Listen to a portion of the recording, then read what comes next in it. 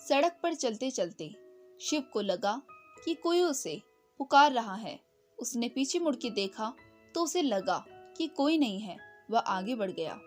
बमुश्किल से 4-5 कदम चला होगा कि उसे फिर से लगा जैसे कोई उसे बुला रहा है। इस बार पीछे मुड़ने पे उसने पाया कि यह कोई और नहीं, उसके घर के पड़ोस में रहने वाली निशा थी।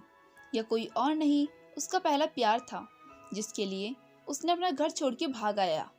उसे याद आया कैसे निशा के घर वाले उसकी शादी कहीं और तय कर रही थी। ऐसा सुनने के पश्चात ही शिव घर छोड़ के भाग आया था। उसे अपना घर सालों में भी कभी भी उसने आज तक सुध नहीं ली। 5 साल बीत चुके होंगे, फिर भी उसे घर के बारे में कोई खबर नहीं थी। वहाँ क्या चल रहा है या क्या नहीं। उसने पीछे पलट के यह भी जानने की कोशिश नहीं की कि उसका प्यार कैसा है, उसने शादी की या नहीं। ऐसा सोचते हुए उसे पता ही नहीं चला कि निशा कब और उसके बिल्कुल पास आ चुकी है।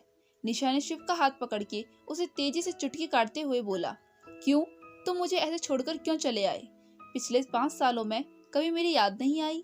क्यों कभी तुम्हें ऐसा नहीं लगा कि जाके पता करना चाहिए तुम्हारे बिना तुम्हारी निशा कैसी होगी? उसने शादी की भी या नहीं? शादी का नाम सुनते ही उसके दिमाग में ख्याल आया कि उसने जिसके लिए इतना कुछ किया था वह कहाँ है। उसने निशा से पूछा, तुम्हारा पति कहाँ है? निशा ने उसके सवाल का जवाब न देते हुए उससे एक नया ही सवाल कर दिया, पहले ये बताओ तुम कहाँ चले गए थे? तुम्हें पता है कितनी मुश्किल से तुम्हारा पता मिला है। शिव ने उसे बताया कि वह किसी और से उसकी शादी होते हुए नहीं देख सकता था, इसलिए वह यहाँ आ गया और यहीं पे मैकेनिक के गैराज में काम करके अपना जीवन गुजारने लगा। शिव ने निशा से पूछा, क्या वह उसके साथ चाय पिएगी? निशा के हाँ बोलने के पश्चात वह उसे अपने गैराज के पास की दुकान पर ले गया। चाय पीते हुए शिव ने पुनः निशा से वही सवाल किया, उसका पति कहाँ पर है?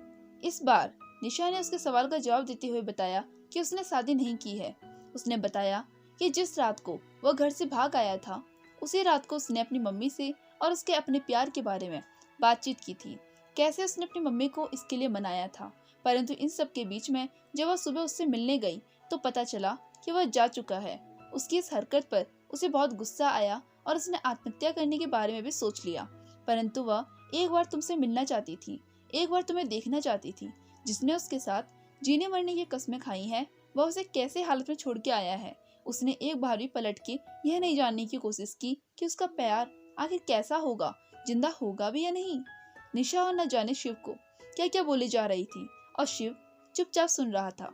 शिव को पता ही नहीं चला इन सब के बीच में कब उसकी आंखों से आंसू की धारा बह के उसके चाय के गिलास में बंद टपकने लगी थी। शिव को रोता हुआ देख के निशा ने उसे गले से लगा लिया और एक छोटे बच्चे की तरह निशा भी रोने लगी।